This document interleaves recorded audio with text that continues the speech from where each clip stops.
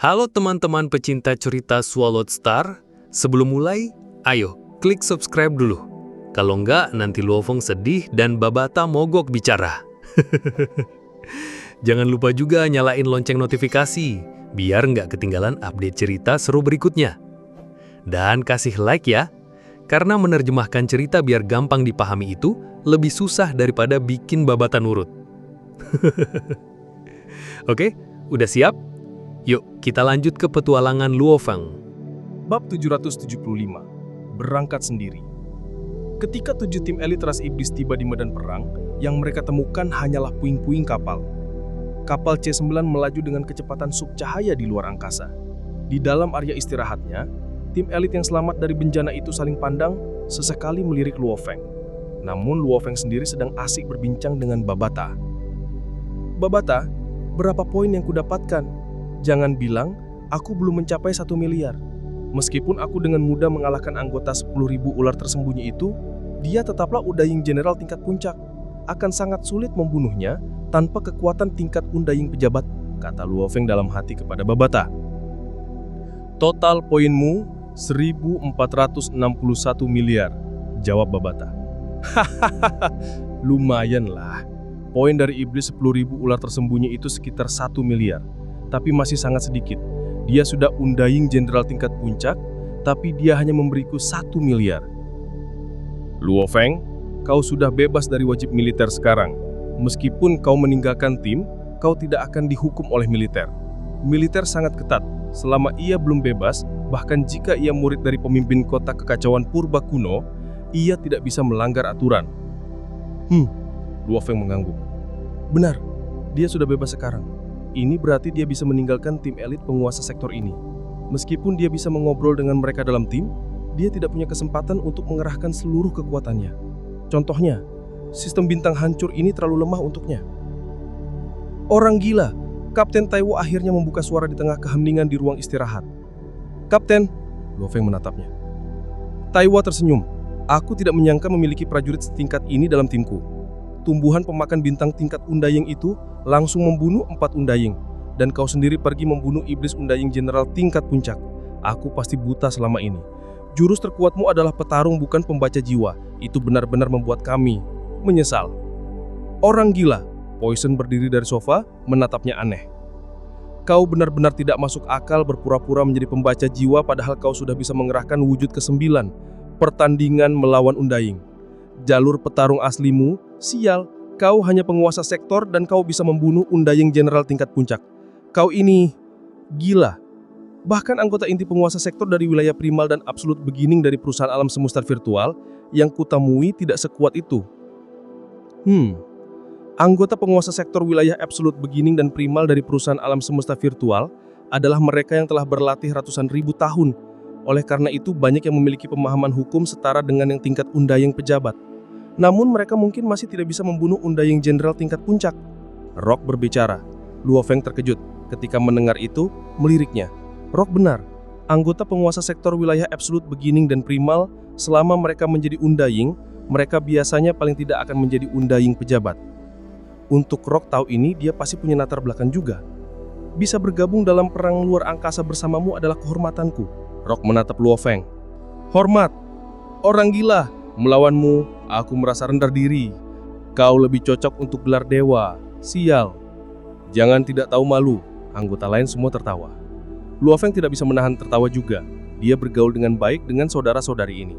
Sebenarnya dia bisa melihat para anggota semua bisa tahu dari kekuatannya sebelumnya, bahwa meskipun dia bukan jenius inti dari 5 raksasa, dia pasti murid dari beberapa makhluk absolut. Namun mereka tidak ingin menggali lebih dalam. "Saudara-saudariku," Luofeng menatap mereka. Kelompok itu semua terdiam saat menatapnya. "Perjalananku ke perang luar angkasa ini, selain kuota yang dikirim oleh militer, aku masih memiliki misi lain yang harus diselesaikan. Aku yakin semua bisa menebak apa yang akan kukatakan." 1 miliar poin tidak berarti apa-apa untukmu, orang gila." Poison mengangguk. "Kau tidak mungkin di sini hanya untuk menyelesaikan 1 miliar poin itu. Dan tidak mungkin juga kau di sini untuk uang. Karena hanya pemeliharaan tumbuhan Undaying itu sudah cukup membuat yang Undaying pejabat sekalipun bangkrut." Luofeng senyum dan mengangguk. "Dan ketika aku membunuh 5 Undaying tadi, Aku sudah mengumpulkan 1 miliar. Aku sekarang bebas dari militer. Maksudmu? Taiwo terkejut. Kau akan pergi? Hammer berkata dengan serius. Apakah kau akan pergi? Wanita iblis ingin berbicara tapi tidak mengatakan apa-apa. Kelompok itu menatapnya. Luo Feng mengangguk. Benar, aku akan pergi. Taiwo, Hammer, Poison, Tornado, Wanita Iblis, Wei, Rock, Madu, dan Dewa semua saling pandang. Ekspresi mereka kompleks. Meskipun tidak tega menghilangkan Luo Feng, mereka semua sudah menduga prajurit setingkat itu tidak mungkin tinggal di tempat yang rendah seperti bintang hancur bersama mereka. Maafkan aku, Luo Feng berkata pelan. Tidak perlu, kau sekarang tidak akan tertahan oleh kami. Keputusanmu benar. Hahaha, bagaimanapun, aku Poison pernah menjadi rekan satu timmu. Orang gila, kau belum pernah mengungkapkan nama aslimu. Sepertinya kau pasti punya latar belakang yang serius. Hahaha, bagaimanapun kita semua punya nomor kontakmu di alam semesta virtual. Ketika kau akhirnya ingin mengungkapkan identitasmu, kau akan memberitahu kami. Pasti, Luo Feng mengangguk. Wanita iblis menatap Luo Feng dengan mempesona berteriak lembut. Genius, ketika kau menjadi sosok besar, jangan lupakan kami. Aku tahu kau akan bergantung pada kekuasaan. Ilusionisme mengusap kacing di pangkuannya dan meliriknya. Jika kau sama-sama kuatnya, aku juga akan melakukan itu padamu. Dia mengangkat kepalanya, membuat Wei yang kurus itu terdiam. Puluhan tahun kemudian, kita mungkin bertemu lagi. Aku khawatir pada saat itu kau akan benar-benar mengejutkan kami. Hammer mengangkat tangan besarnya dan menepuk bahu Luo Feng. Aku menantikan hari itu. Tentu saja aku harus bertahan dan meninggalkan perang luar angkasa. Luo Feng telah berbincang dengan kelompok ini selama setengah tahun. Perpisahan akhirnya tiba. Ini adalah rampasan dari membunuh 5 undaying tadi. Luo Feng membalikkan tangannya dan mengeluarkan cincin dunia, menatap saudara-saudaranya di depannya. Bagiku, barang-barang ini, jujur saja, tidak begitu berguna. Aku yakin kalian semua lebih membutuhkannya daripada aku. Setelah itu, dia menggunakan energi dunianya untuk mengendalikan cincin itu. Bagaimana kami bisa menerima ini? Ini... Taiwo dan yang lain benar-benar terkejut. Ini adalah kekayaan 5 undaying, dan terutama dengan keagungan Mengoina, itu dengan mudah setara dengan puluhan bahkan ratusan taulu. Perspektif orang gila berbeda dengan kita. Mengoina itu, dia dengan mudah membunuhnya. Barang-barang ini benar-benar tidak berarti baginya. Semua, terima saja. Rekrutan baru, Rock berkata. Hahaha, makin besar hadiahnya makin baik. Poison tertawa, segera mengambil cincin dunia terlebih dahulu. Wah, banyak sekali harta karun. Coba kulihat. Ini pasti bernilai 10 ribuan elemen campuran. Ini setara dengan barang-barang kita selama 1000 tahun terakhir. Para anggota semua mengedarkan cincin untuk memeriksanya. Kapten Taiwo berkata dengan gembira. Perangkat pemindah ini jauh lebih baik dari yang kita gunakan. Perangkat pemindah yang baik sangat penting dalam perang luar angkasa. Itu akan memungkinkan seseorang mendeteksi musuh terlebih dahulu sambil tetap tersembunyi bagi mereka. Yang satu ini saja seharusnya lebih nilainya lebih dari 10.000 elemen campuran. Ini barang bagus. Orang gila. Kau akan menjelajahi medan perang. Kau membutuhkan perangkat pemindah yang bagus. Aku punya satu. Luo Feng mengangguk. Dia sudah punya 2 perangkat pemindah yang bagus. Dia membeli satu sendiri, yang harganya sangat mahal. Itu dengan mudah bisa dilelang lebih dari 10 juta elemen campuran. Yang lain adalah yang digunakan gurunya Huyanbo dulu. Itu juga berharga puluhan ribu elemen campuran. Namun yang digunakan Huyanbo lebih mahir dalam jarak dekat dan agak lebih lemah dalam memindai area luas seperti 100 juta kilometer. Kapten, seberapa banyak yang kau ketahui tentang poin kontribusi yang diberikan dari membunuh Undaying? Luo Feng ingin tanya, tapi belum menemukan kesempatan. Undaying dibagi menjadi jenderal, pejabat, dan emperor. Dari semua itu, tingkat markis biasanya dapat mencapai tingkat tubuh Undaying. Setelah itu terjadi, membunuh mereka sangat sulit, kata Taiwo. Dan para jenderal tanpa tubuh Undaying jauh lebih mudah dibunuh. Luo Feng mengangguk.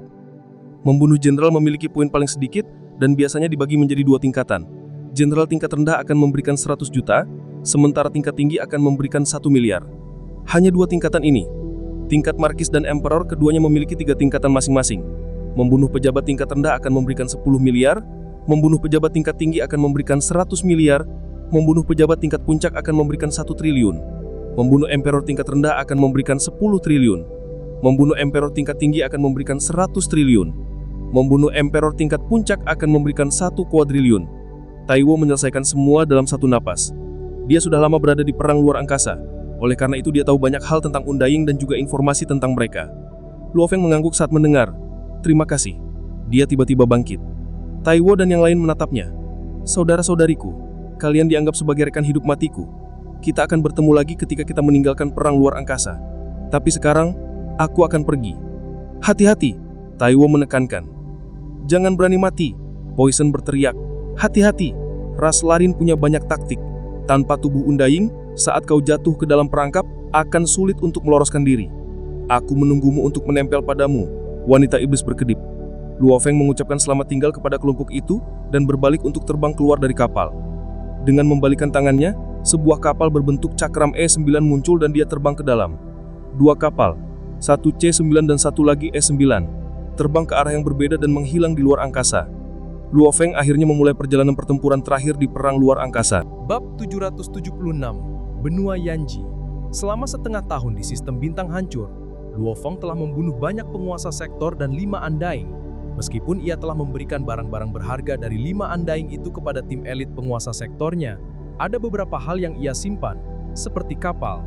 Para penguasa sektor dan Undying dari ras lain ini juga telah melalui banyak situasi hidup dan mati, membunuh banyak prajurit manusia dan ras robot, dan mengumpulkan banyak kapal. Namun, mereka semua dibunuh oleh Luo Feng dan sekarang ia memiliki banyak kapal-kapal itu. Untuk kapal kelas F hanya ada satu, yaitu kapal planet Yunmo. Untuk kapal kelas E, ia memiliki 1.821 unit. Untuk kapal kelas D, ia memiliki 302 unit. Selain itu, ia memiliki lebih dari 800 juta kapal kelas C. Sayang sekali, nilainya tidak seberapa. Di samping itu, ia juga mendapatkan lebih dari 100 juta kapal hidup dari berbagai kelas. Bahkan Kapten Taiwo, meskipun dia sudah Undying, dia masih menggunakan kapal kelas C9 biasa untuk terbang di sistem bintang hancur. Padahal dia juga punya banyak kapal E9. Kapal C9 ini seperti umpan meriam. Jadi siapa yang tahu berapa banyak yang dia punya, pikir Luo Feng. Banyak prajurit menghabiskan ratusan ribu tahun dalam perang wilayah luar. Biasanya mereka memesan kapal kelas C dalam jumlah besar sebagai umpan meriam. Karena harganya murah. Di dalam ruang kendali kapal E9, Luo Feng berbaring di sofa sambil menyisap secangkir teh panas. Dengan sistem pemindaian canggih, ini aku bisa dengan tenang minum teh di perang wilayah luar dan tidak perlu khawatir tentang serangan mendadak. Luo Feng minum tehnya, sementara layar di lengannya menampilkan informasi seputar area di sekitarnya. Sejauh 1 miliar kilometer di sekitarnya, prajurit ras lain bahkan tidak bisa mendeteksi Luo Feng. Sistem bintang hancur tidak memiliki prajurit yang mampu membeli perangkat seharga 10 juta elemen campuran ini, atau yang memiliki jalur untuk melakukannya. Luo Feng, ada surat, Babata berteriak. Luo Feng mengerutkan kening dan terhubung ke jaringan alam semesta virtual. Sebagian besar prajurit selalu terhubung ke jaringan di perang wilayah luar, karena hal itu memungkinkan mereka untuk mengetahui di mana sekutu mereka berada di sekitar mereka, dan dalam pertempuran, mereka harus membuka siaran yang tersinkron. Hanya dengan cara itu, sistem dapat melihat pertempuran dan mendistribusikan poin kontribusi. Kirimkan informasi ke komputer kuantum di lenganku. Luo Feng memerintah.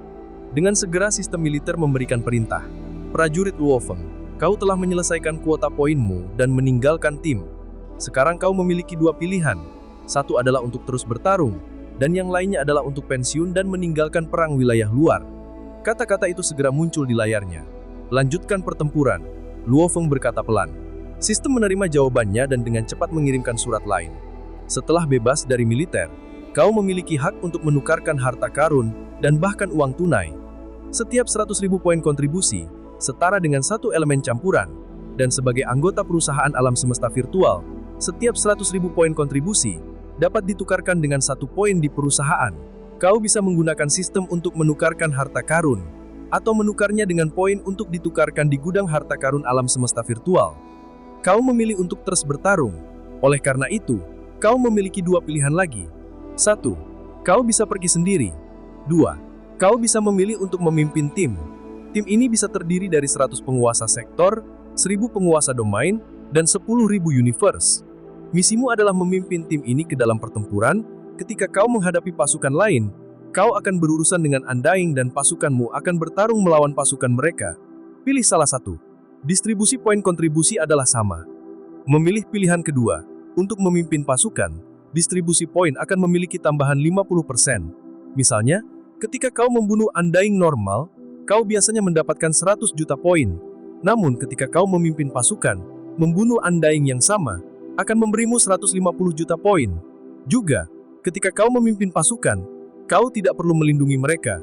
Kau harus berurusan dengan Undying dan menghentikan Undying dari ras lain untuk melakukan pembantaian. Silahkan buat pilihanmu. Luo Feng tertawa. Menjadi pengasuh. Manfaatnya tampak bagus, mendapatkan tambahan 50%, meskipun itu cukup merepotkan. Namun dengan poin tambahan, banyak Undying juga mungkin akan memilihnya. Namun Luo Feng memiliki terlalu banyak kartu andalan, terutama binatang bertanduk emas. Jadi bagaimana ia bisa menggunakannya ketika ia memimpin pasukan? Aku memilih pilihan pertama, pergi sendiri. Luo Feng berkata pelan. Sudah dicatat. Prajurit Luo Feng, kau bisa mengajukan diri untuk memimpin pasukan kapan saja. Kami sekarang akan mengirimkan peta medan pertempuran ke-7 terbaru. Mohon agar Anda terima. Sistem mengirimkan peta baru melalui alam semesta virtual dan menutup panggilan setelahnya. Peta. Luo Feng duduk di sofanya dan menyisap secangkir teh panas, melihat peta di depannya. Sebuah peta virtual 3 dimensi dari area itu muncul. Seluruh medan pertempuran ke-7 tampak sangat kompleks dalam peta dengan area-area khusus yang buram, seperti bintang hancur. Area-area ini berkisar puluhan ribu, bahkan ada lebih banyak tempat tingkat rendah yang berjumlah triliunan. Area-area ini hanya memiliki sedikit prajurit kuat, biasanya hanya penguasa sektor, penguasa domain, dan tingkat universe yang bergerak di area-area itu. Di bintang hancur ada banyak tim penguasa sektor, ada beberapa tim yang dipimpin Undying, dengan sedikit Undying pejabat. Luo Feng menggeleng-gelengkan kepalanya. Tidak ada tantangan untukku, dan Undying terlalu sedikit. Hanya mencari mereka saja sudah masalah, memburu mereka akan lebih sulit. Bintang hancur tidak cocok untukku. Kalau begitu aku akan pergi ke... Luo Feng melihat peta. Setelah memperbesar sedikit, titik-titik yang tak terhingga itu memiliki nama di sampingnya. Benua Yanji. Luo Feng melirik titik ini. Ini adalah salah satu area pertempuran tingkat tinggi dalam area basis ke-26. Perbesar. Luo Feng memerintah. Perbesar benua Yanji. Dari antara triliunan titik, benua Yanji diperbesar. Itu adalah benua tidak beraturan yang memiliki fragmen besar mengambang di sekitarnya. Kata-kata mulai muncul di sampingnya, menjelaskan secara terperinci tentang area itu. Benua Yanji. Salah satu area pertempuran tingkat tinggi di area perkemahan ke-26 medan pertempuran ke-7. Mereka yang berani masuk ke dalamnya adalah manusia bersama prajurit ras lain. Tim elit mereka pasti memiliki Undying, dan pasukan biasanya dipimpin oleh Undying. Setiap tim memiliki Undying, dan ada sejumlah besar Undying pejabat. Di antara Undying, jenderal mengambil 2/3 dari jumlahnya, pejabat mengambil 1/3 dari mereka, dan hanya sedikit yang berada di tingkat kaisar. Di sini, jika seseorang tidak memiliki tubuh Undying, peluang bertahan hidup sangat rendah. Sejumlah besar informasi tentang bahaya area itu ditampilkan. Akhirnya tertulis, diameter terbesar benua Yanji adalah 1,8 tahun cahaya dengan beberapa ribu fragmen yang mengambang di sekitarnya. Fragmen-fragmen ini memiliki diameter yang berbeda-beda. Yang kecil berkisar jutaan kilometer sementara yang besar berkisar triliunan kilometer. Luo Feng sejuk diduduk di sofanya dan menyisap secangkir teh panas, melihat peta 3 dimensi. Benua Yanji adalah salah satu area pertempuran tingkat tinggi, namun dalam medan pertempuran ke-7, itu masih dianggap sebagai area kelas 2. Di atasnya, masih ada kelas 1, dan di dalam camp 22 hingga 36, ada area-area yang lebih menakutkan lagi. Namun prajurit terendah di area-area itu, semuanya minimal adalah Undying pejabat. Para kaisar biasanya tinggal di area-area itu.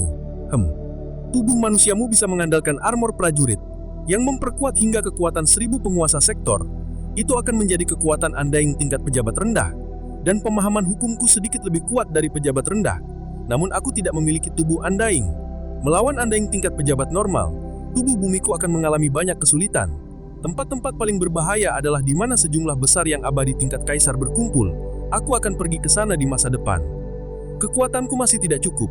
Luo Feng mengangguk. Ketika aku menjadi makhluk paling kuat di benua Yanji, barulah aku memiliki hak untuk pergi ke tempat-tempat itu. Babata, ayo kita pergi.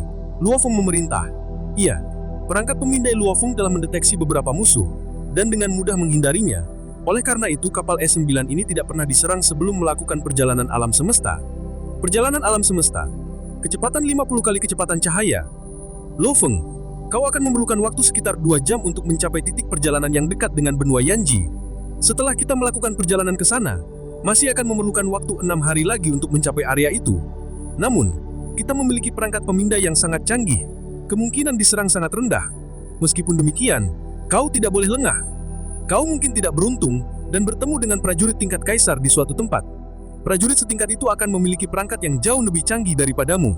Jika mereka menemukan betapa canggihnya perangkatmu, mereka mungkin akan memilih untuk menyelinap dan menyerangmu. Jika kau menghadapi serangan kaisar, itu akan berbahaya. Oleh karena itu, kau harus selalu waspada. Dimengerti, Luo Feng mengangguk. 6 hari kemudian, kapal cakram berwarna hitam yang telah terbang selama beberapa hari di alam semesta, akhirnya sampai ke tujuannya. Wah! Pintu paduan logam ruang kendali otomatis terbuka, dan Luo Feng masuk ke dalam ruang kendali memerintahkan. Simulasi 100%. Pemandangan luar segera ditampilkan dengan jelas. Benua Yanji. Luo Feng berdiri di ruang kendali dan menatap ke depan. Benua yang luas terdiri di hadapan mereka, dan di sekitarnya ada benua-benua lain yang mengambang. Waktuku di perang wilayah luar, mungkin akan kuhabiskan di sini selama beberapa ribu tahun ke depan. Luo Feng merenungkan kenangan Taiwo, Poison, Hammer, wanita iblis. Mereka mungkin masih di bintang hancur. Taiwo, semoga kalian semua selamat dan kembali. Semoga aku juga begitu. Luo Feng tersenyum. Swing! Kapal E9 dengan cepat terbang menuju benua. Mulai hari ini, tim elit Taiwo akan bertarung di dalam bintang hancur, melawan ras lain. Namun Luo Feng akan bertarung melawan prajurit yang lebih kuat dari ras lain. Apa yang akan terjadi di masa depan? Tidak ada yang tahu. Bab 777. Nuo Lanshan. Benua Yanji adalah benua utama yang sangat besar, dikelilingi oleh banyak fragmen besar lainnya. Meskipun beberapa di antaranya disebut fragmen, beberapa di antaranya masih membutuhkan waktu hampir 2 bulan untuk terbang melewatinya sepenuhnya. Bisa dibayangkan betapa besarnya mereka. Swing! Cakram hitam itu terbang di atas sebuah fragmen. Benar-benar besar sekali. Luo Feng berdiri di ruang kendali dan memandang benua luas tak berujung di bawah. Ini baru sebuah fragmen, namun aku tidak bisa melihat ujungnya. Luo Feng, sesuai penanda di peta, benua utama dinamai nomor 1. Kita saat ini terbang di atas nomor 9, dan diameter terbesarnya sekitar 900 miliar kilometer. Jalur yang kita ambil sekarang adalah dekat tanda 700 miliar kilometer. Bahkan jika kita mempertahankan kecepatan 290.000 km per detik, masih akan memakan waktu sebulan untuk melewati area ini. Suara Babata bergema di dalam ruang kendali. Luo Feng mengangguk. Sebenarnya saat berada di bintang hancur, tim Luo Feng selalu terbang dengan kecepatan cahaya dalam jarak beberapa hari. Namun benua nomor 9 ini membutuhkan waktu sebulan untuk terbang melaluinya sepenuhnya. Sangat cocok menjadi medan pertempuran bagi para prajurit. Pasukan yang dipimpin Uding? Hehehe, ini ras merah jelap. Ini pertama kalinya aku melihatnya. Imut seperti yang ada dalam ingatan warisanku. Hanya dari penampilannya, sulit membayangkan bahwa mereka benar-benar menakutkan. Yang Uding pejabat. Saat terbang di atas benua 9, melalui perangkat pemindainya, Luo Feng dapat dengan jelas melihat banyak tim di area 1 miliar kilometer di sekitarnya. Seperti yang dia duga, benua 9 ini, meskipun hanya sebuah fragmen, itu sangat besar dan memiliki banyak prajurit yang tersembunyi di dalamnya. Banyak tim prajurit ras lain, level mereka jelas jauh lebih kuat daripada di bintang hancur. Setidaknya yang abadi sering dilihat. Luo Feng terpesona olehnya. Setelah beberapa saat, dia tidak lagi repot-repot memeriksa setiap tim. Hanya memerintahkan, Babata, kau yang bertanggung jawab atas perangkat memindai. Beritahu aku jika ada sesuatu yang terjadi. Dia kembali ke ruang istirahatnya. Ruangan itu terbuat dari paduan F9. Tentu saja itu salah satu dari Yang Mulia Meng Weina setelah pertempuran yang tak terhitung. Setelah terbang selama setengah bulan di atas benua 9, di ruang istirahat, Luo Feng duduk sebersila. Luo Feng, Babata berseru mendesak dari dalam. Ada apa? Tanya Luo Feng. Cepat ke ruang kendali, kata Babata. Kau sengaja menyembunyikan sesuatu. Luo Feng senyum dan berjalan menuju ruang kendali. Simulator eksternal menyala di dalam ruang kendali. Luo Feng melihat ke bawah dan terkejut. Babata, kenapa kau menghentikan kapal? Kita berencana masuk ke benua utama, tapi kenapa kau berhenti di udara di atas benua 9? Hehehe, Babata tertawa aneh. Wing. Sebuah proyeksi muncul di depan Luo Feng dan di atasnya ada gambar manusia. Dia mengenakan zirah tuin hijau tua, dengan telinga runcing dan matanya berkilau cahaya merah seperti ular berbisa. Gambar itu membuat orang lain merinding. Nuo Lanshan. Luo Feng terkejut. Babata, kenapa kau menunjukkan fotonya? Jangan bilang. Mata Luo Feng berkilat. Hehehe, selamat, kau menebak benar, kata Babata bangga. Kau benar-benar menemukannya. Luo Feng terkejut, bahkan sekarang dia masih tidak berani mempercayainya. Betapa luasnya perang wilayah luar, meskipun dia terbang melewati area-area besar dan memindai semuanya, itu masih hanya sebagian kecil dari seluruh medan pertempuran. Dan dia benar-benar menemukan Nuo Lanshan. Ini takdir. Kapal itu terbang di udara di atas benua 9 dengan perangkat pemindai menyala. Meskipun ada beberapa tim manusia, tidak ada yang istimewa. Namun baru saja, tiba-tiba perangkat itu menemukan Nuo Lanshan dan aku langsung mengenali sinyalnya. Jadi aku menghentikan kapal. Dulu untuk mendapatkan harta bumi, dia menggunakan banyak taktik licik. Kau dan keluargamu hampir mati di tangannya. Dan sekarang bisa bertemu dengannya di sini. Menurut apa yang dikatakan penduduk bumi, ini adalah campur tangan ilahi. Mata Lo Feng berkilat dingin. Nuo Lanshan, saat itu dia telah mengirim tim tingkat bintang ke bumi untuk menggunakan kekuatan dan mengancam bumi, di mana banyak manusia tewas dan dia memaksa para elit bumi keluar dari markas mereka, serta menghancurkan banyak markas sebagai tancaman. Beruntung Lo Feng menjadi lead pemimpin bumi pada waktu yang tepat, dan menggunakan hukum Gunung Naga Hitam untuk mengusirnya. Keluarga Nuo Lanshan tidak puas, dan secara diam-diam mengirim tim elit khusus untuk dengan cepat menangkap semua pemimpin bumi beserta istri Lo Feng, Su Qin, dan saudaranya Lo Hua sebagai sandera. Banyak taktiknya Valir. Ia ingin menghuncur Momo Fang dan namun selalu tertahan oleh Lo Feng. Ia bahkan mengirim 2 orang prajurit tingkat universum ke sana, di mana salah satunya tewas dan yang lainnya menjadi budak jiwa Lo Feng. Akhirnya karena insiden di dunia dalam dunia, Lo Feng telah mendapatkan prajurit yang kuat untuk membunuh Nuo Lanshan, namun dia telah melarikan diri ketakutan dan langsung pergi ke perang wilayah luar. Banyak hal terjadi secara beruntun. Jika salah satu dari mereka berantakan, jika Lo Feng menjadi pemimpin bumi lebih lambat, bumi akan hancur lebur dengan korban jiwa dan luka tak terhitung. Jika Lo Feng tidak berhasil menyelamatkan keluarganya, mereka mungkin akan mati secara tragis. Nuo Lanshan, Lo Feng penuh niat membunuh. Kita belum bertemu selama lebih dari 4.000 tahun. Aku ingin tahu seberapa kuat dirimu sekarang. Babata, Lo Feng memerintah. Pindai di mana Nuo Lanshan berada, dan proyeksikan. Ya, sebuah proyeksi muncul segera di udara, dan itu menampilkan adegan pertempuran yang mengejutkan. Di satu sisi ada manusia dengan 2 uding, sekitar 200 penguasa sektor, hampir 2.000 penguasa domain, dan hampir 20.000 tingkat universum. Sisi lain adalah ras iblis yang dipimpin oleh 1 iblis uding. Itu adalah yang abadi bersisik sepenuhnya, dengan 4 kuku tebal, yang memiliki lapisan zirah tipis di tubuhnya, dan 2 kepala jahat. Salah satunya memiliki mata emas dan yang lainnya perak. Iblis abadi yang kuat ini bertarung dan menekan 2 orang manusia yang abadi. Secara bersamaan, para penguasa sektor, penguasa domain, dan tingkat universum ras iblis, yang jumlahnya ribuan memiliki segala macam penampilan. Yang terkecil berukuran 10 meter, sementara yang terbesar mencapai 32 km. Dengan ribuan dari mereka, kekuatan mereka sepenuhnya menekan sisi manusia. Di antara hampir 200 penguasa sektor di pihak manusia, ada 1 siluet manusia, Nuo Lanshan. Penguasa sektor tingkat 3, Lo Feng menatap dari ruang kendali namun hanya bisa melihat kabut dan bukan adegan pertempuran itu sendiri. Setelah itu dia mendongak melalui proyeksinya dan mengejek. Mereka telah mengirimkan sinyal mara bahaya langsung kepadanya. Sinyal mara bahaya dikirimkan ke semua sekutu di sekitarnya dalam area 10 miliar kilometer. Lo Feng menyadari jaraknya dari pertempuran bahkan bukan 100 juta kilometer. Namun karena perangkat pemindainya canggih, itu telah memblokir pihak lain untuk memindainya. Oleh karena itu mereka tidak dapat mendeteksinya. Namun pihak manusia memiliki sistem militer yang memberitahu mereka ketika ada sekutu di dekatnya. Lo Feng, uding dari pertempuran di bawah meminta panggilan, kata Babata. Terima, Lo Feng mengangguk. Kirim ke komputer kuantum lenganku. Layar menampilkan seorang pria di jubah putih yang memiliki ekspresi mendesak. Sekutu, tolong bantu kami. Pemindai kami tidak dapat mendeteksi Anda, tetapi sistem militer telah mendeteksi penanda Anda. Anda seharusnya lebih kuat dari kami. Dan dengan kami berdua uding, kami seharusnya dapat menghadapi iblis uding. Mohon datang dan bantu kami. Kami hampir tidak bisa bertahan. Tingkat universum, penguasa domain, dan penguasa sektor yang lebih rendah, semua hancur dan melarikan diri ke segala arah. Penguasa sektor mungkin bisa melarikan diri, tetapi tingkat universum dan penguasa domain memiliki peluang sangat rendah. Kita semua manusia, tolong bantu kami. Lo Feng mengangguk. Pak, dia menutup panggilan itu. Nuo Lanshan itu memang licik. Lo Feng melihat situasi pertempuran. Sebagai penguasa sektor tingkat 3, tentu saja dia tidak akan menghadapi prajurit puncak penguasa sektor sendirian. Tentu saja penguasa sektor lain akan membantunya. Sepertinya hubungannya dengan yang lain tidak buruk. Jika ini terus berlanjut, dia mungkin melarikan diri, dan banyak tingkat universum dan penguasa domain mungkin akan mati. Lo Feng menggerakkan kepalanya. Zirah hitam dengan cepat meluas pada tubuhnya, helm hitam menutupi kepalanya, dan bot menutupi kakinya. Secara bersamaan papan Lo Funci dan perangkat pelindung dewa yang berukuran setengah meter muncul di bawah kakinya, serta perisai dewa binatang emas yang indah setinggi hampir 2 meter. Binatang bertanduk emas tidak membutuhkan perlengkapan dewa. Aku akan membiarkan tubuh manusia menggunakannya, pikir Lo Feng.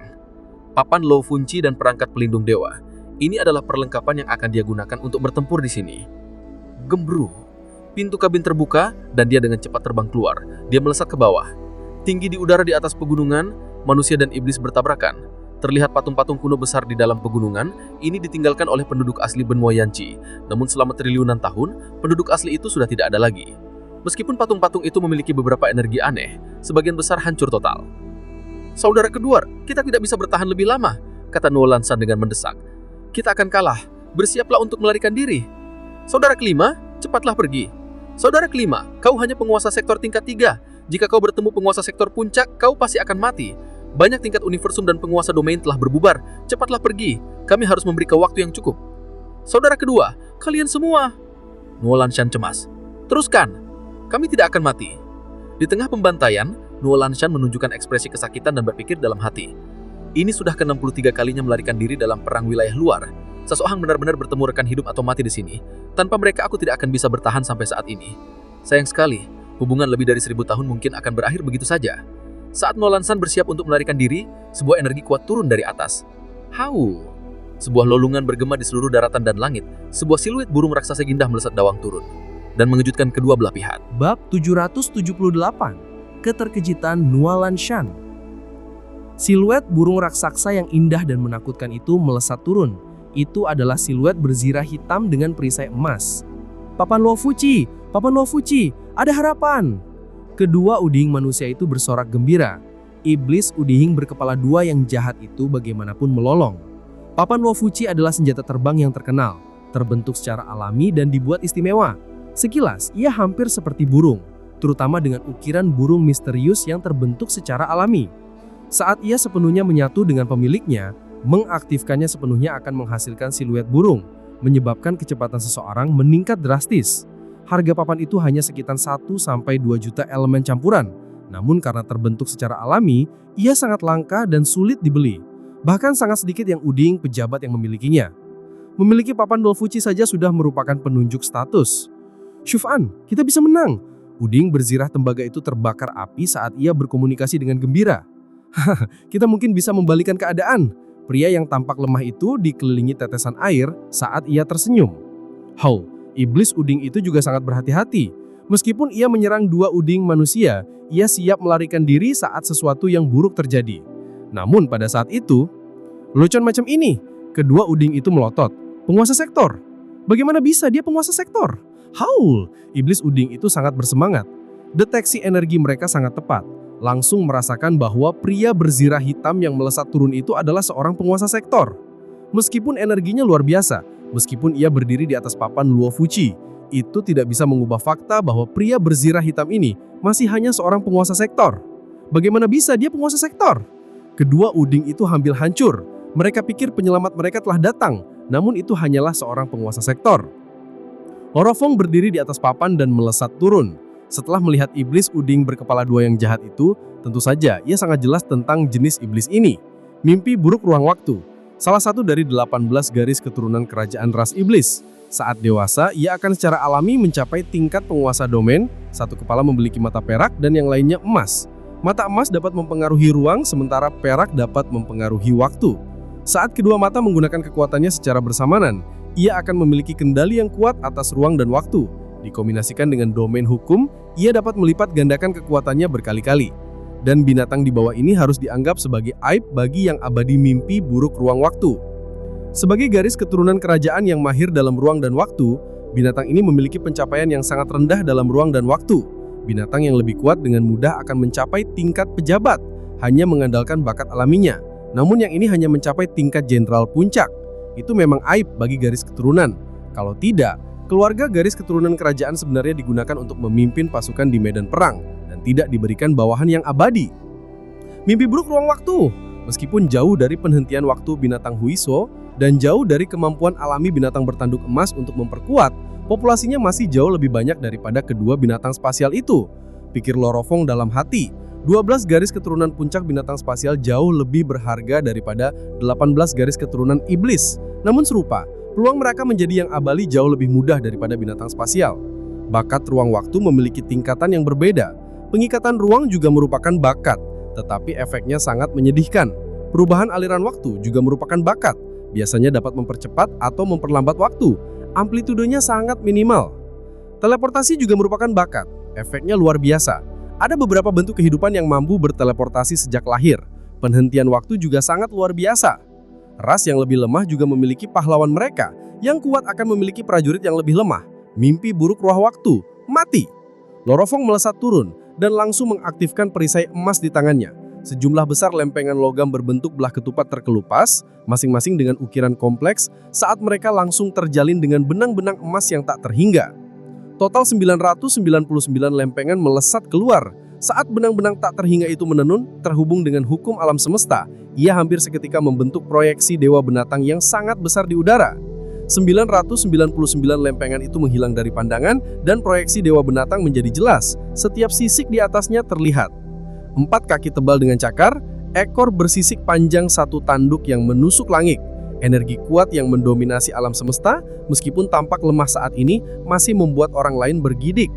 Apa ini? Ini! Kedua pengali Banosa ini terkejut. Bahkan iblis abadi itu melotot menatap gambar itu. Adapun penguasa sektor manusia dan iblis, mereka semua langsung lemas di udara, jatuh dari langit dan tergeletak di tanah. Mereka semua dipenuhi ketakutan, hanya tekanan saja sudah menghancurkan mereka. Persenjataan dewa bentuk pertama, dewa binatang turun. Lorofong berzirah hitam berdiri di atas papan Luofuci dan menatap mimpi buruk ruang waktu. Howl, binatang di bawah melolong dan melesat ke langit, secara bersamaan menggunakan kedua mata jahatnya untuk menembakkan berkas listrik.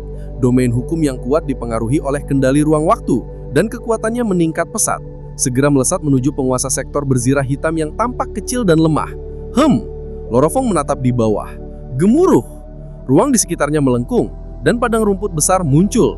Proyeksi dunia yang kuat segera bertentangan dengan domain hukum. Gemuruh. Keduanya bertentangan dan domain hukum didorong mundur. Akhirnya mendekat hingga hanya sekitar 100 km di sekitar binatang itu sendiri. Ini membuat binatang itu menunjukkan ekspresi tidak percaya. Bagaimana mungkin domain hukumnya didorong mundur oleh proyeksi dunia?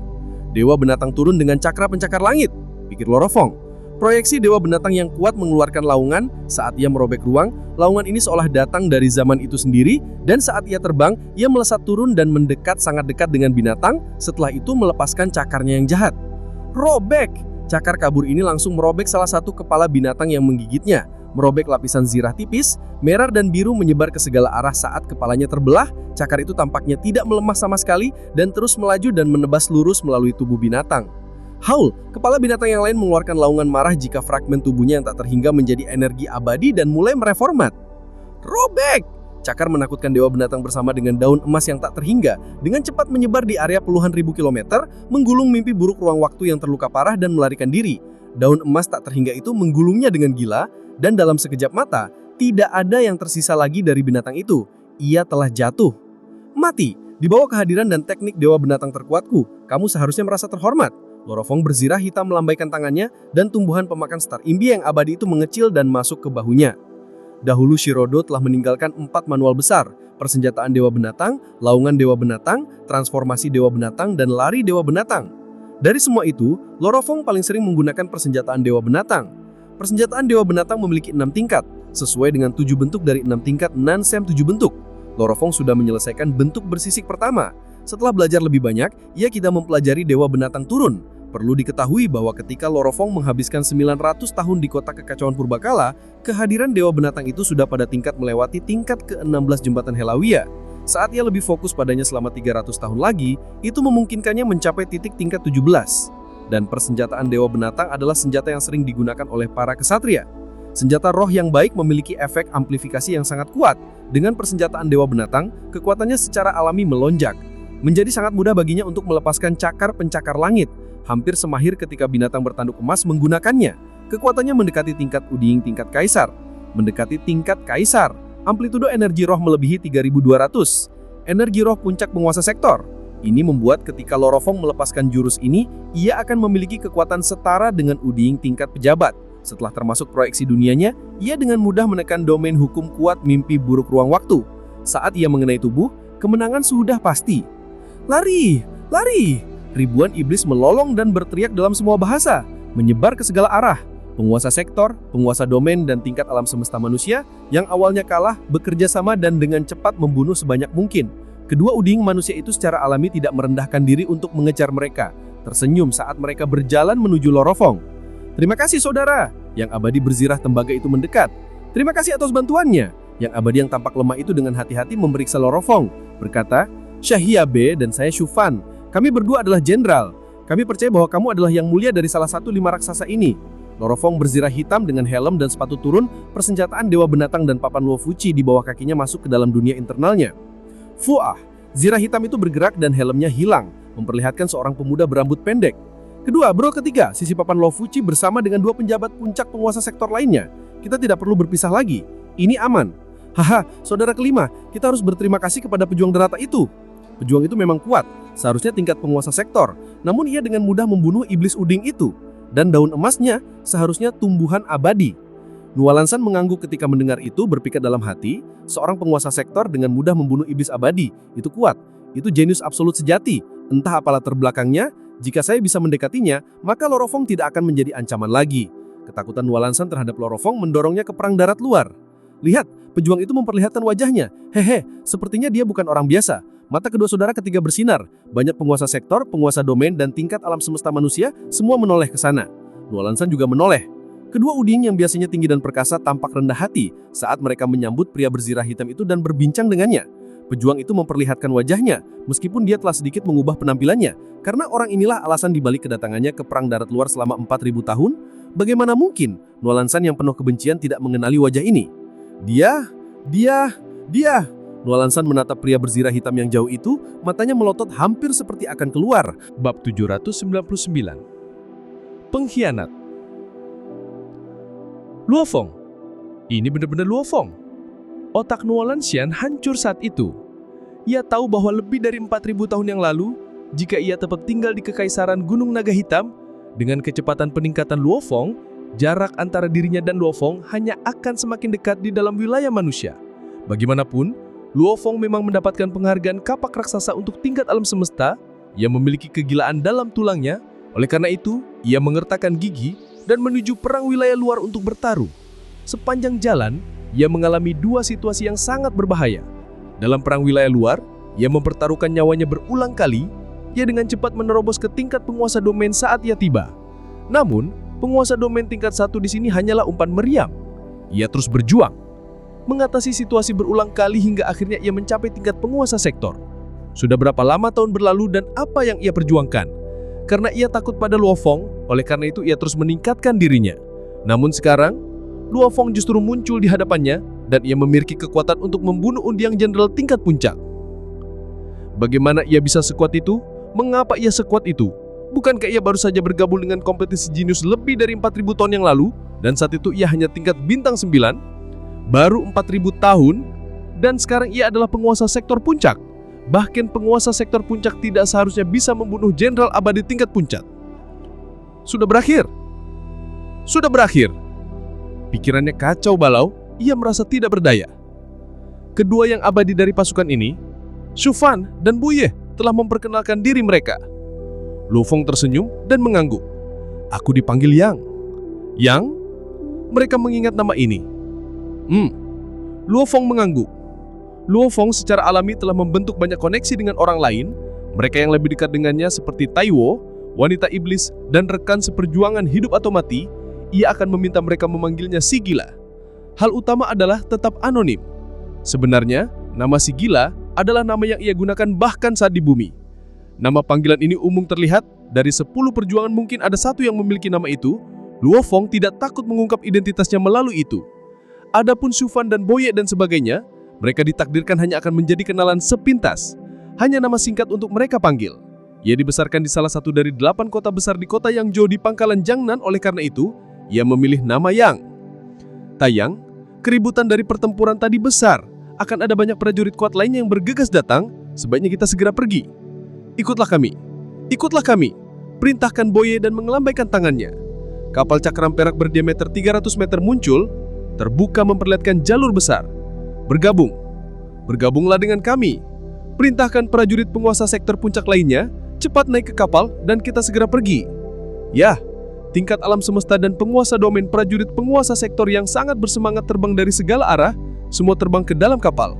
Jalur itu memungkinkan hingga 1000 orang pada satu waktu. Saudara Kelimpa, apa yang kau pikirkan? Penguasa sektor yang tinggi berwajah berbulu menarik Nualanshan cepat masuk ke dalam kapal. Nualanshan terbangun, ia tidak bisa menahan diri untuk melihat kejauhan. Di sana berdiri Luofeng yang melirik dan keduanya tatapan-tatapan menyebabkan Nualanshan merasa seolah tekanan dan binatang telah menimpanya lagi. Ia bergidik. Datang. Nualanshan mengikuti masuk ke dalam kapal. Bagian tengah kapal berbentuk cakram berdiameter 300 meter ini berdiameter 200 meter dan ada 3 kabin di dalamnya. Ketiga ruangan ini masing-masing berdiameter 200 meter dan dengan mudah menampung hampir 20.000 prajurit. Salah satunya adalah Nualanshan yang berada di kabin tengah. Ia duduk di sudut dan memegang kepalanya. Tenang, aku harus tetap tenang. Ia melong di dalam hati karena ia tidak bisa menahannya. Kemunculan Luofeng hari ini telah menyebabkan semua harapan yang ia miliki selama 4.000 tahun yang lalu hancur seketika. Ia berjuang antara hidup dan mati selama 4.000 tahun karena ketakutan itu. Ini usus untuk kesempatan membalas dendam pada Luofeng. Bernapas. Nualanshan mengambil napas dalam-dalam. Keringat menetes di dahinya saat ia bertahap menenangkan diri. Lebih dari 4.000 tahun, ia benar-benar mencapai tingkat seperti itu dan kekuatannya sangat menakutkan. Dia jelas sangat dihormati di dalam perusahaan alam semesta virtual. Kalau begitu, peluang balas dendamku nol. Pikirnya, menggunakan ras lain untuk balas dendam juga tidak mungkin. Pertama, begitu mereka melihat khas manusia mereka akan langsung membunuhku. Kedua, mereka bahkan tidak akan percaya padaku. Ketiga, jika aku bekerja sama dengan ras lain, aku akan langsung dibunuh. Keempat, bahkan jika mereka tahu bahwa ada jenius di sini, ada banyak jenius manusia, mengapa mereka ingin membunuh Luofeng? Dan terakhir, jika aku meninggalkan pasukan, Luofeng akan mengambil kesempatan untuk membunuhku, aku tidak akan punya kesempatan untuk melaporkan sama sekali. Singkatnya, menggunakan ras lain untuk balas dendam memiliki tingkat keberhasilan di bawah 0,00001%, ini mendekati nol, dan biayanya adalah nyawaku sendiri. Aku tidak ingin mengorbankan nyawaku. Kalau begitu, aku harus memikirkan cara untuk bertahan hidup. Nualanshan merenung, tiba-tiba matanya berkilat. Benar, pasukan memiliki aturannya dalam perang wilayah luar. Sekutu tidak bisa saling membunuh. Siapapun yang melakukannya akan dianggap sebagai pengkhianat dan akan dieksekusi. Itu artinya, selama aku tetap berada di dalam pasukan, dengan banyak orang di sekelilingku, Luofeng tidak bisa membunuhku. Dan jika aku meninggalkan pasukan dan pergi sendiri, dia mungkin akan punya metode untuk mendapatkan boneka otomata dan sebagainya untuk dengan mudah membunuhku. Dan jika boneka membunuhku, bahkan jika sistem melihatnya, ia tidak bisa menentukan bahwa itu dirinya. Benar, ini yang akan aku lakukan kalau begitu. Nualanshan mengangguk, memutuskan di dalam hati. Ia akan tetap bersama pasukan ini di bawah 2 undang jenderal. Setidaknya, jika Luofeng melakukan sesuatu untuk membunuhnya di sini, pasukan akan dengan mudah menentukan kesalahannya dan ia akan dieksekusi. Aku tidak percaya bahwa ia akan mengorbankan nyawanya untuk membunuhku. Nualanshan tersenyum. Saudara kelima, prajurit penguasa sektor misterius tadi memang kuat. Dia pasti memiliki latar belakang besar untuk memiliki tumbuhan abadi dan kekuatan seperti itu. Hehe, benar, dia memang kuat. Nualanshan mengangguk dan tersenyum. Di dalam ruang kendali kapal, Boye dan Shufan Binanyangkei 2 jenderal itu mengadakan perjamuan untuk menyambut Luofeng. Yang, jika bukan karenamu di saat seperti ini, kita berdua mungkin akan jatuh. Hutang ini tidak akan pernah kami lupakan. Cobalah, ini anggur Yauhai yang ditukar dari Kam. Meskipun tidak terlalu mahal, ia memiliki rasa yang unik. Shufan mengangkat gelasnya. Luofeng juga melakukan hal yang sama dan menyerup anggur itu keruhan melalui tenggorokannya menjadi cahaya berkilauan, membuat seluruh tubuhnya nyaman. Tidak buruk. Luofeng mengangguk. Bisa bertemu denganmu di saat krisis seperti ini? Haha. Kita diberkati. Boya tertawa keras. Karena kita semua sekutu, aku secara alami harus membantu jika bisa. Adapun membantu, salah satu alasannya adalah karena mereka sekutu manusia, dan yang terpenting, targetnya adalah Nualanshan. Luofeng membencinya sampai ke tulang. Saat ini, ia telah memasuki tim itu, maka berurusan dengan Nualanshan menjadi jauh lebih mudah, karena setiap tindakan Nualanshan dapat dengan mudah dipantau olehnya. Dia ketakutan tadi, sekarangnya tampaknya sudah telang. Haha, sepertinya ia menyadari bahwa aku tidak bisa melakukan apapun kepadanya di dalam pasukan. Benar, di dalam tim, aku tidak bisa bergerak. Menyerang sekutu adalah pelanggaran serius, namun kamu tetap akan mati. Luofeng secara alami bergabung dengan tim dengan jaminan bisa membunuh Nualanshan tanpa konsekuensi apapun. Jika kamu meninggalkan pasukan dan pergi sendiri, aku punya metode untuk membunuhmu. Jika kamu tetap berada di dalam pasukan, saat pasukan bertempur dengan ras lain, di tengah-tengah kekacauan, aku secara alami akan mencari cara untuk membunuhmu. Luofeng sangat santai. Apakah Nualanshan tetap di pasukan akan melarikan diri ketakutan? Ia tetap akan mati. Nualanshan masih berpikir bahwa pasukan akan aman karena ia tidak tahu. Bahkan prajurit sekuat Luofeng dapat mencari cara untuk membunuhnya bagaimanapun. Shufan, Boye. Luofeng tersenyum, aku ingin bertanya. Bicaralah, kedua binayang jenderal itu berbicara secara bersamaan. Luofeng tersenyum, aku baru saja datang ke benua Yanji dan benua ini seharusnya salah satu pecahan yang lebih besar kan? Peta ruang angkasa menyatakan bahwa ini adalah benua nomor 9. Benar, selain benua utama, fragmen-fragmen lainnya biasanya disebut pulau. Benua yang kita injak sekarang adalah Pulau Kabut. Pulau Kabut! Luofeng terkejut. Benua yang berkali-kali lebih besar dari matahari disebut pulau? Benar, selain benua utama, fragmen-fragmen lainnya biasanya disebut pulau. Yang kita injak sekarang adalah Pulau Kabut. Sufan tersenyum, pulau utama memiliki banyak prajurit kuat, banyak binayang tingkat pejabat, bahkan binayang tingkat kaisar, oleh karena itu sangat berbahaya. Mereka yang tahu diri tidak cukup kuat, kebanyakan tinggal di pulau-pulau ini. Pulau Kabut ini pulau yang lebih besar dengan banyak ras lain, nama binayang di sini kebanyakan adalah tingkat jenderal. Ada sekitar 12 binayang tingkat pejabat di sana, mungkin lebih. Secara keseluruhan, kami telah mengkonfirmasi 12 di antaranya dan ke-12 ini dianggap sebagai kekuatan teratas di Pulau Kabut. Bab 780. Ekspedisi. Ada setidaknya 12 udiying tingkat pejabat. Luofeng melekakkan minumannya. Aku benar-benar belum pernah bertarung dengan yang abadi tingkat pejabat sejak datang ke perang wilayah luar. Yang kau harus berhati-hati, kalau tidak sangat mudah mati.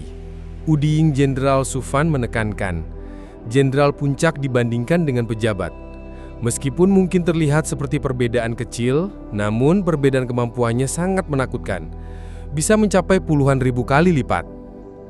Hanya dalam hal kekuatan, keduanya mungkin memiliki sedikit perbedaan. Namun perbedaan satu-satunya adalah tubuh udiying. Saat seseorang mendapatkan tubuh udiying, kesulitan untuk mengalahkannya akan meningkat puluhan ribu kali lipat. Seperti Boye dan aku, kekuatan kami sangat dekat dengan seorang pejabat. Namun jika kami menghancurkan diri sendiri, kami dapat sepenuhnya menghancurkan udiying tingkat pejabat. Namun, ia masih bisa mendapatkan kembali tubuhnya tanpa kerusakan. Jika kehancuran kami bahkan tidak dapat melukai musuh, apa gunanya pertempuran? Jika kami bertemu pejabat, hanya ada satu kata, lari. Jenderal abadi itu menggelengkan kepala dan menghela nafas. Dengan tubuh udiying, bahkan jika kita menghancurkan tubuh itu ribuan kali, ia tidak akan terluka. Hanya dengan tubuh udiying, seseorang akan benar-benar abadi. Jika tidak, bahkan udiying pun hanyalah umpan meriam. Luofeng mengerutkan kening. Biasanya hanya ada dua cara untuk membunuh yang abadi dengan tubuh abadi. Satu adalah dengan menghancurkan jiwanya, yang lain adalah dengan menggunakan kekuatan kasar. Tapi, kedua pilihan ini memiliki persyaratan besar. Seperti misi yang diberikan perusahaan alam semesta virtual kepada Luofeng, membunuh yang abadi tingkat pejabat. Mereka secara alami mengirim tim yang dipimpin oleh yang abadi tingkat kaisar, dan masih membutuhkan beberapa putaran pertempuran sebelum yang abadi itu terbunuh. Jangan bicarakan hal-hal seperti itu, Yang. Suara Jenderal Boye tebal saat ia berkata dengan cemas. Anda baru saja datang ke Pulau Kabut. Jika Anda tidak memiliki tujuan dalam pikiran, bagaimana kalau Anda mengikuti kami dulu? Benar, Sufan berkata di sampingnya. Bergabunglah dengan kami, Anda bisa terbiasa dengan suasana pertempuran di benua Yanji ini. Keduanya menatap Luofeng dengan antisipasi. Kalau begitu, aku akan merepotkan kalian berdua. Luofeng tersenyum. Tetap bersama tim ini akan memungkinkannya berurusan dengan Nolan Sahan. Tentu ini adalah pilihan terbaiknya. Alasan yang lebih penting adalah rencana pertempurannya. Luofeng akan berada di benua Yanji selama sangat lama. Untuk menjelajahi tempat-tempat berbahaya seperti itu, lebih baik mendapatkan beberapa pengalaman terlebih dahulu dan mengumpulkan informasi tentang tempat itu. Setelah terbang dengan kapal selama lebih dari 1 hari, mereka memasuki pegunungan. Awan menyelimuti area. Inilah alasan area tersebut disebut Pulau Kabut karena lebih dari sepertiga pulau itu tertutup kabut tebal sepanjang tahun. Kami sudah kembali. Kita selamat dan kita mendapatkan cukup banyak poin kali ini. Itu semua karena kemunculan tiba-tiba prajurit penguasa sektor misterius itu. Nolan Sahan mengikuti prajurit lain melalui sebuah jalur dan memasuki camp di dalam pegunungan. Bagian dalamnya telah lama digali bersih untuk menampung pangkalan besar. Sejak Luofeng bergabung dengan pasukan, sepertinya dia benar-benar ingin aku mati. Nolan Sahan melirik 3 siluet yang berjalan bersama di dalam kejauhan, mengutuk dalam hati. Tunggu saja, aku akan tetap di pasukan. Mari kita lihat apa yang bisa kau lakukan padaku. Jika kau membunuhku, itu akan menjadi kejahatan besar dan kau harus menanggung konsekuensinya. Setelah beberapa saat, Luofeng menerima informasi melalui jaringan alam semesta virtual. Ada sangat sedikit informasi tentang benua utama Yanji, tetapi banyak tersedia tentang Pulau Kabut. Informasi rinci tentang 12 udiying tingkat pejabat. Luo Feng duduk dan melihat informasi di lengannya. Setiap gambar dan informasi mereka ditampilkan. Ras iblis, julukan ular roda. Luo Feng melihat gambarnya dan menggelengkan kepala. Ini adalah salah satu dari 18 garis keturunan kerajaan ras iblis, ular mata 8 roda. Sepertinya banyak yang abadi manusia memiliki sedikit pengetahuan tentang bagaimana berurusan dengan ras lain. Milik klan serangga, julukan batu besar, informasi ini pasti kurang. Batu besar, dia seharusnya salah satu dari ras yang hidup jauh di perbatasan alam semesta. Dia seharusnya termasuk dalam ras bentuk hidup kau batu. Sekutu automata, julukan kilat pedang, julukan kabut malam. Luo Feng melihat informasi tentang Udiying tingkat pejabat, di antaranya ras iblis memiliki 3, ras automata memiliki 2, klan serangga memiliki 4, dan manusia memiliki 3. Tentu sebagian besar dari mereka adalah sekutu dari 4 ras puncak. Bagaimanapun, ras bawahan jauh dari ras puncak. Namun setelah jumlahnya bertambah, mereka akan jauh lebih banyak daripada yang abadi ras puncak. Dalam sekejap, 15 hari telah berlalu. Jenderal Shufan dan Boye memimpin pasukan mereka di kapal dan terbang dengan hati-hati di atas pulau kabut, mencari target mereka. Kali ini mereka sangat yakin, karena Luo Feng juga berada di kapal. Luo Feng, Shufan, dan Boye berdiri di ruang kendali. Kami telah menemukan target kita. Shufan menarik layarnya dan memproyeksikannya. Itu adalah kumpulan besar makhluk bersisik. Prajurit Kyushi, sekilas ada 10.000 di antara mereka. Makhluk bersisik kecil ini sangat ganas. Bahkan penguasa domain dan penguasa sektor biasa dapat meledak dan mereformasi diri. Dari penampilannya, perangkat pemindaian mereka tidak secanggih milik kita. Mereka memiliki 2 Udiying dan kedua ini bukan dari daftar 12 pejabat. Mereka seharusnya berada di tingkat jenderal. Haruskah kita menyerang? Shufan menatap Boye dan Luo Feng. Ya, Boye mengertakkan giginya. Yang, Shufan menatap Luo Feng. Aku datang ke sini untuk mendapatkan poin. Luo Feng tersenyum. Ayo kita lakukan. Baiklah. Shufan segera memberi perintah ke 3 kabin di bawah. Dengarkan dengan baik. Pertempuran akan dimulai dalam waktu kurang lebih 4 menit. Targetnya adalah makhluk-makhluk bersisik menjijikan itu. Nolan Sahan melihat gambar makhluk bersisik. Mendongak, hanya beberapa makhluk bersisik jelek. Semuanya sebaiknya mendapatkan lebih banyak poin nanti. Baiklah Kapten, mengerti. Penguasa domain dan tingkat alam semesta semuanya menjawab dengan gembira. Luo Feng, aku akan selalu berada di dalam pasukan. Mari kita lihat apa yang bisa kau lakukan padaku. Sebentar lagi, aku akan mendapatkan lebih banyak poin. Nolan Sahan merasa gatal dan tiba-tiba ia mendengar gemuruh. Pintu kabin telah terbuka dan raungan kuat terdengar di benaknya. Dengarkan perintahku, bertempur. Wum. Pasukan besar yang berjumlah hampir 20.000 prajurit dengan cepat terbang melalui jalur kabin yang luas. Nolan Sahan secara alami berada di antara mereka. Rum. Sebuah riakan yang menakutkan jauh melesat, menyebabkan ruang di sekitarnya terkoyak. Riakan itu mengejutkan semua orang. Pertempuran sudah dimulai. Nolan Sahan melirik ke dalam kejauhan. Di udara ada 3 manusia. Salah satunya benar-benar tertutup api, yang lain dalam energi es dingin, dan satu lagi dengan aura burung raksasa, secara bersamaan mengendalikan proyeksi dewa binatang raksasa yang menakutkan. Mereka bertarung dengan 2 Udiying. Salah satunya sangat kuat dan setiap pukulan merobek ruang, dan satu lagi dengan 9 bilah. Makhluk bersisik jelek tak terhitung banyaknya menyerbu ke arah mereka. Bunuh! Prajurit manusia semuanya menjadi lebih dari 10.000 cahaya tahaban dan bertarung. Waktunya mendapatkan poin. Mata Nolan Sahan berkilau gembira. Dia yang sebelumnya telah memperoleh medali kampak jegayang tingkat alam semesta, menikmati pembunuhan di dalamnya. Dia melesat secepat kilat ke arah 2 prajurit Kyushi. Mereka berdua prajurit tingkat domain 9. Mereka mengaung dan mencoba mengepung Nolan Sahan. Melakukan bunuh diri. Nolan Sahan melepaskan proyeksi dunianya dan menekan mereka. Setelah itu 2 kilat bila seperti sayap jangkrik yang halus menyala. Mereka berkilat dalam 8 arah. Kedua prajurit Kyushi itu langsung tercabik-cabik. Itu membuat prajurit Kyushi tingkat penguasa sektor 9 yang jauh mengaung dan menyerbu, menyebabkan Nolan Sahan mundur. Saudara kelima, hati-hati, serahkan berangsalan itu kepada kami. Hubungan terjalin selama bertahun-tahun yang tak terhitung telah membuat para prajurit puncak penguasa sektor secara alami datang membantu. Adegan ini membuat Nolan Sahan senang dalam hati. Meskipun dia sudah independen dari pasukan, dia tidak suka menjelajah sendirian, terutama karena pasukan selalu memiliki orang lain untuk membantunya. Tentu dalam tingkat penguasa sektor 3, dia biasanya membutuhkan penguasa sektor lain untuk membantu. Akan memakan waktu yang sangat lama baginya untuk mencapai tingkat penguasa sektor 9. Puci, mati. Dia sekali lagi membunuh musuh tingkat domain 9 di sekitarnya, segera berkilat balik untuk bergabung dengan manusia lain untuk membunuh yang lain. Dalam latihan hidup mati ini, dia seperti ikan di dalam air. Dia sangat menikmati itu. Mendebarkan, dia membunuh dengan gembira. Ah, Luo Feng ini sebenarnya tidak mengeluarkan tumbuhan abadinya.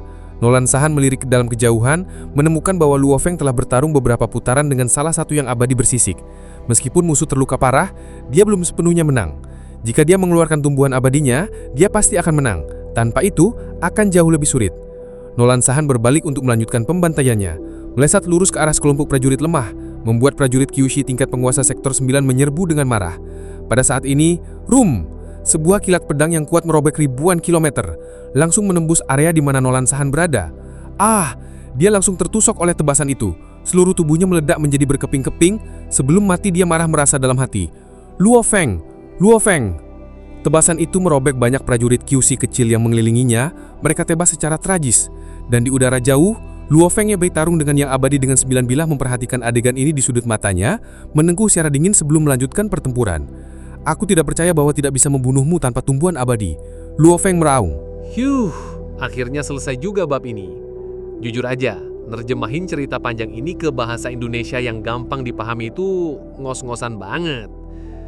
Kalian pasti tahu kan, rasanya baca terjemahan Inggris yang kadang bikin kening berkerut? Nah, makanya aku buatin versi yang lebih enak dan jelas biar nggak pusing. Jadi, bantu aku tetap semangat ya. Caranya gampang kok. Klik tombol like, subscribe, dan nyalain lonceng notifikasi. Kalau nggak, aku bakal malas terjemahin lagi. Tapi cuma sebentar sih. Dukungan kalian itu benar-benar berarti banget. Biar aku nggak ketiduran di depan layar pas nerjemahin bab selanjutnya. Oke, sampai ketemu lagi di petualangan Luo Feng berikutnya. Jangan lupa like dan subscribe ya.